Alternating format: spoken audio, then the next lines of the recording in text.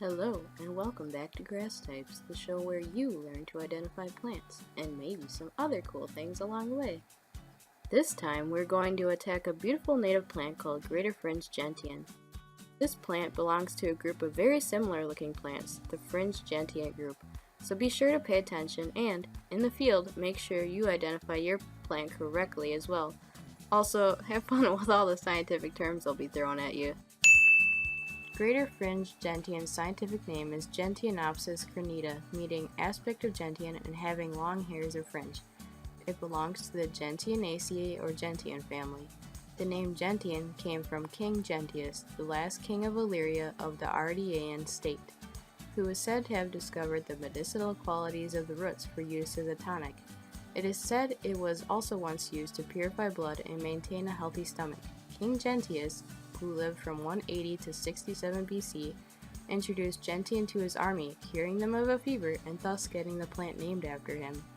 Gentians have also been used to flavor beer before hops became popular. You can find Grand Fringed Gentian in meadows, moist prairies, moist shores, wet slopes and banks, ditches, moist fields, and roadsides, usually on calcareous, meaning high alkalinity, as in a more basic soil, as in a pH of around 7 to 8, areas of sandy or gravelly soil. It is often associated with high quality wetlands, though it tends to grow in disturbed habitats near these areas. Its official designation is both an obligate wetland and facultative wetland species, depending on its location according to the wetland indicator status. This means that it either almost always occurs in wetlands or usually occurs in wetlands, but may occur in non-wetlands. It is a hydrophyte, a plant that grows either partly or completely submerged in water, and a calciphile, a plant that thrives in lime-rich soil. You can find it in the northeastern and eastern parts of the US and Canada. It should be known that this is a rarer plant and you should avoid picking it. In the eastern part of the US, specifically Georgia, New Hampshire, Rhode Island, Maryland, North Carolina, and New York, it has exploitably vulnerable to threatened to even endangered designations. In Michigan, it has a coefficient of conservation of 8. To explain this coefficient a little more, coefficients of 0 are given to those plants that can grow pretty much anywhere, like box elder, and coefficients of 10 are given to those plants that are restricted to pre-settled, non-disturbed areas such as shrubby cinquefoil. It's both in the gentian family and a wetland plant, so what do you expect? Guess what though? You can buy this plant commercially and plant it around your house. Just make sure that you're not planting it out of its natural range. We don't want more invasive species. It's also pretty easy to harvest the seeds naturally if you know the timing, which I'll get into later. Finally, let's get into how to ID the plant, starting with the flower. The flowers are 1.5 to 2 inches long with 4 dark bluish petals with fringes on the edges. They are white and blue striped on the throat of the flower that is enclosed by 4 green or red tinged sepals. The midrib of the sepals is ridged, making the flower buds appear square. They have 4 yellow to orangish stamens with a creamy white style. The flower is diurnal, meaning they open on sunny days and twist closed on cloudy days and at night. The flowers are often numerous on each plant. This flower is sometimes listed as an annual and sometimes as a biennial. It is one of the latest blooming flowers of the season.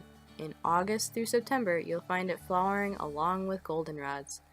Also, bees like them. Just look at them squeeze their little butts in there.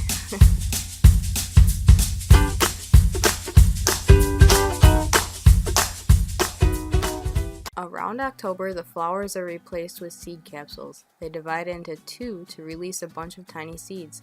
These are somewhat distributed by wind and water, but you'll notice the populations remain fairly local. These seeds can be harvested and planted near you if you're looking for some native plants in your yard. The seeds can be dried a bit and sometimes appreciate a 3-month period of moist stratification in the freezer before planting, thus stimulating a winter in a wet environment. Just remember the type of environment and soils they like. Leaves are opposite and narrow, toothless, hairy, stalkless, or clasping the stem and have a glossy surface. Lower leaves are broadly egg-lance shaped and rounded at the base and become narrower higher on the stem. Stems are hairless, slightly fore-angled, range from light green to reddish green, and sometimes branched. This plant also has a taproot. So here's the hard part. There are a bunch of similar species. I'll be going over lesser fringed gentian, as I'm from Wisconsin and that's the plant I'd most likely to be confusing it with.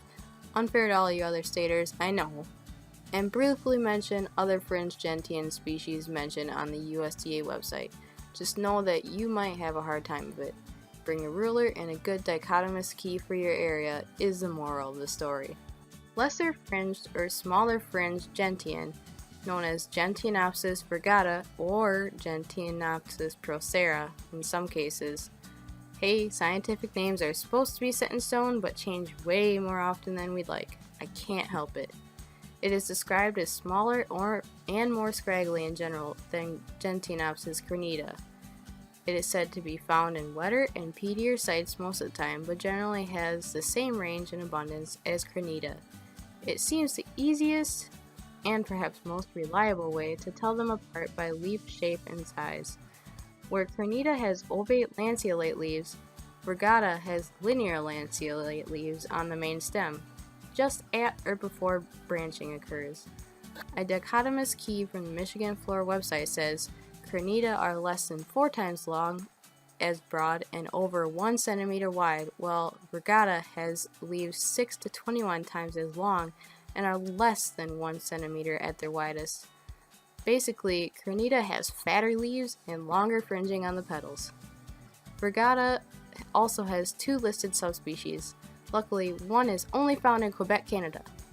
Guess what? These plants can also hybridize, so you could be doomed before you even start. Don't forget about the other 7 species of fringed gentian listed in the US and Canada. There's perennial fringed gentian, Sierra fringed gentian, Macoun's fringed gentian, Grand Fringed Gentian, One Flower fringed gentian, Rocky Mountain fringed gentian, look for this one if you're heading to Yellowstone, and Windmill fringed gentian, and its 4 subspecies.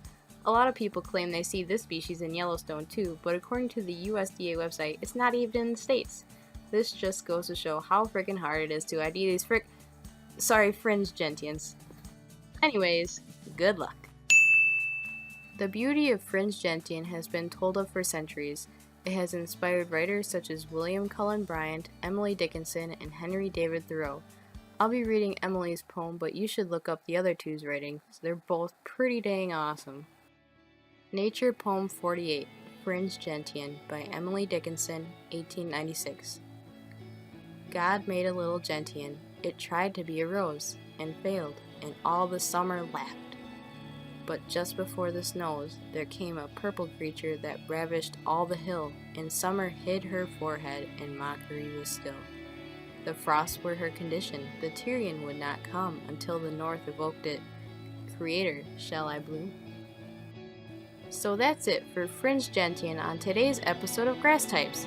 Thank you for watching and be sure to join us again in the next ID battle.